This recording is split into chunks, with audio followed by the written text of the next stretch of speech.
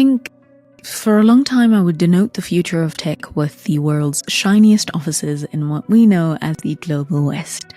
That is places like San Francisco, London, maybe even Berlin. I wanted it to be otherwise, but that sounded a bit far-fetched at some point, even for me. Until now. Or, well, until the past few years.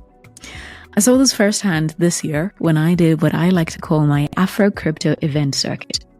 Lagos, Accra, Nairobi, Kilifi. The tangible question that I and hopefully many others are asking is, what if we're all looking in the wrong places? What if the next tech revolution is being built exactly where it's needed? What's good? Hello and welcome. If you're new, my name is Ms. Purple, and sometimes I create content on the socio-cultural elements of the on-chain economy. This is the Purple Pages, and today I want to dip my toes in a statement that I fully believe in, and that is, betting on the global majority makes sense. When I say the global majority, I'm talking about the nearly 7 billion people that do not make up the geopolitical West. Not global south, not emerging markets, not least developed countries, none of that. The global majority includes every region that is on the macro scale not considered to make up the geopolitical West. I promise this is not a political podcast, I just needed us to be clear on that. Because the global majority is and always has been more than a demographic footnote. We're an overwhelming reality. Let's look at Africa, for instance. Heck, let's narrow it further and just look at Nigeria. 223.8 million people. 80.4% are legally young, that is, under 35. Most of them are mobile first. Their commonly used apps are WhatsApp, Facebook, Instagram, TikTok, and Telegram. According to Chain Analysis, there are 140 million people who are crypto aware here. And 66.7 million of them traded on Binance in 2024. That is 66.7 million people who do not just know about crypto, they use it in some way. To zoom out a little, across the continent, 2024 saw $220.8 billion in direct on-chain and peer-to-peer traded digital assets. That means it's up 42.1% in 1 year. But who's covering that in their tech podcasts? Now, to help make my case on why betting on the global majority just makes sense, I'm going to look at Lisk. Lisk is no stranger to what it calls the high growth markets. So their Empower Fund is, in my opinion, a statement of tangible initiative. Now, before I get into what the fund is, a disclaimer. This episode is not sponsored by Lisk or by anyone but myself. I literally saw the announcement, I was overjoyed, and then I saw some of the skepticism, and I got curious, as one does when the tea is hot. So, here's what you need to know. The Lisk Empower Fund is a $15 million venture initiative designed for founders in the global majority, specifically Africa, Latin America, and Southeast Asia. Its goal is to directly address the capital gap, where only around 5% of the global venture capital reaches. Even though these regions are showing the fastest adoption and the pressing real-world needs for blockchain solutions. Now, the fund structure is a combination of capital, a pathway from incubation to early checks up to $250,000, hands-on advisory all the way to Series A readiness. It takes on the angle of amplifying homegrown talent instead of imposing outside blueprints. Their main support focus is for high utility applications. Think payments, remittances, supply chains, digital identity, etc. You name it. So what's the tea? Well, it's the 15. As in, why only 15? Why not 50? Or 150? While part of me can understand the desire for more, as it can feel like there is more value being recognized, I guess I'm also more of the mind that rather 15 than 0, especially when so many will explicitly steer clear of the global majority under the occasional bogus guise of too much risk. If we're being honest though, We have too many local individuals with more zeros in their bank balances than what could be a single startup's pre-seed round check. Now, I'm by no means expecting these individuals to care about things that they do not see to be valuable enough for them to bet on, but I sure hope they would. My point is that $15 million from a single fund may be small in the global context, but in the practical context of what is necessary to go from bootstrapping to catalytic, this $15 million is like the black nod. It's a recognition. It's saying, I see you. The Lisk Empower Fund stands out, to me, as a blueprint for how the world's fastest growing underfunded regions can build the next on-chain chapter. From Nairobi to Bali to Buenos Aires, Lisk's fund makes a compelling, tangible example of betting on the global majority. Now, maybe as an African, I'm biased, but so is every other storyteller from every other region.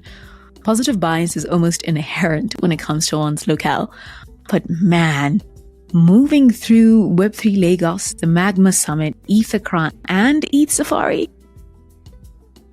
I felt something. Tangibility. Web3 Lagos was a place of many firsts for me. The first time in Nigeria, first time eating actual Nigerian jollof, first time holding Naira, and of course it was my first time at Web3 Lagos in particular. Now to get there, I had to pay an insane amount of money to get a guaranteed visa within 2 weeks. Typically, I would have said, heck no, all in the name of sticking it to the man, but I guess in this situation, in this case, my stubbornness would not have served me. So I coughed it up. Gladly. It's Lagos. The event itself was probably the best way to introduce me to Lagos.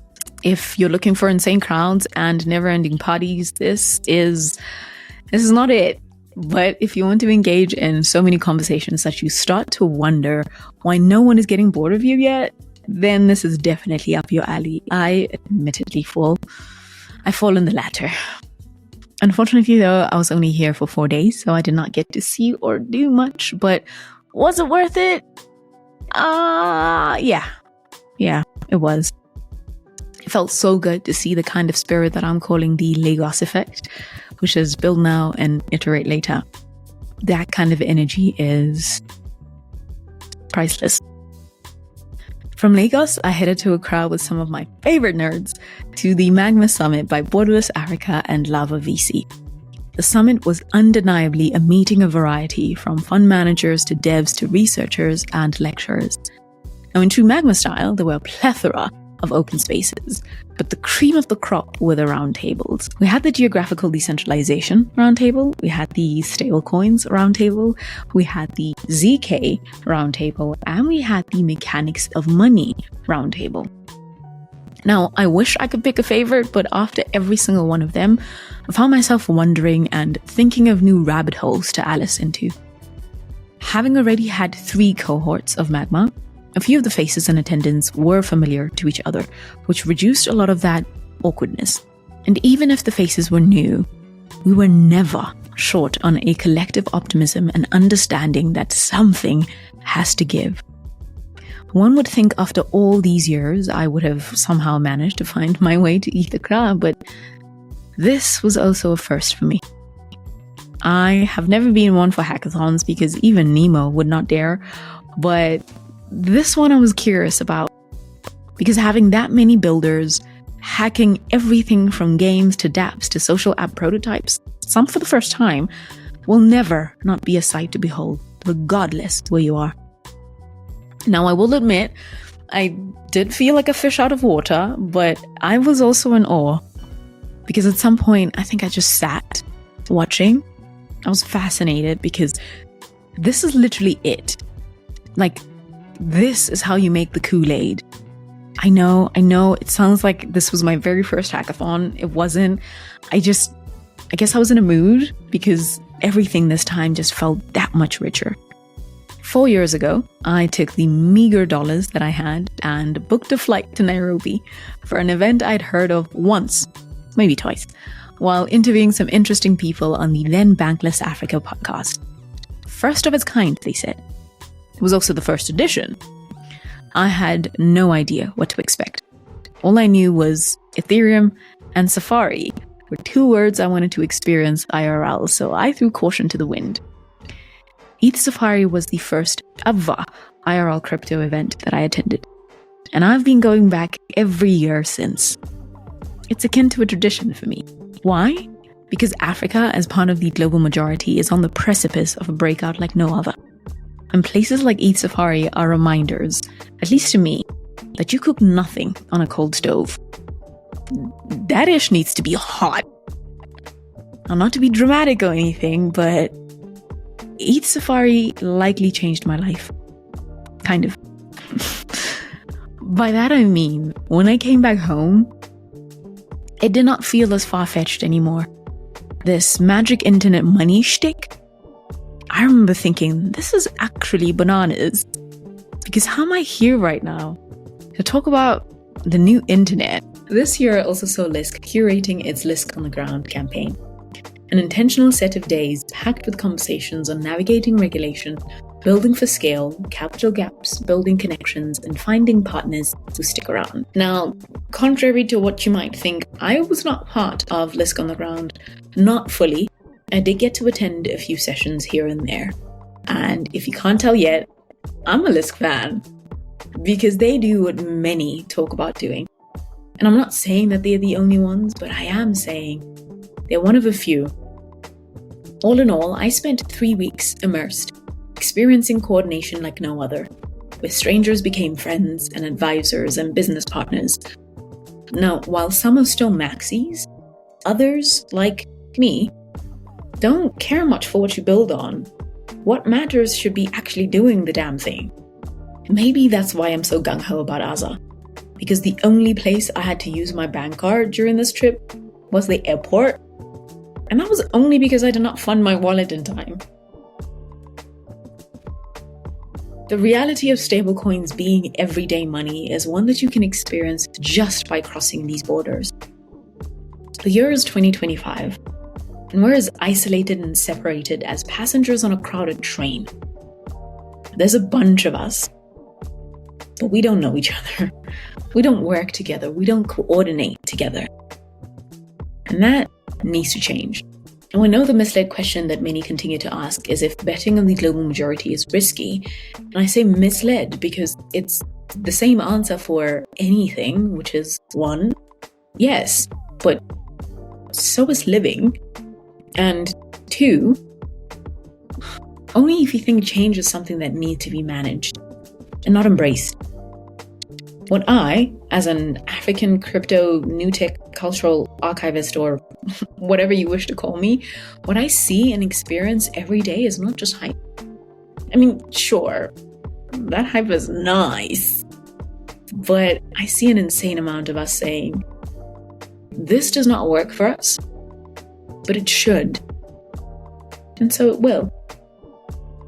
Betting on the global majority makes sense because reality has teachings in it that cannot be faked. Beyond the sentiments, the numbers show that you bet on the innovators.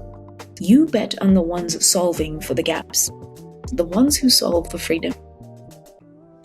Because the future isn't some faraway cliche place that we can look to and say it's coming. It's literally already here, in the best and in the worst of ways.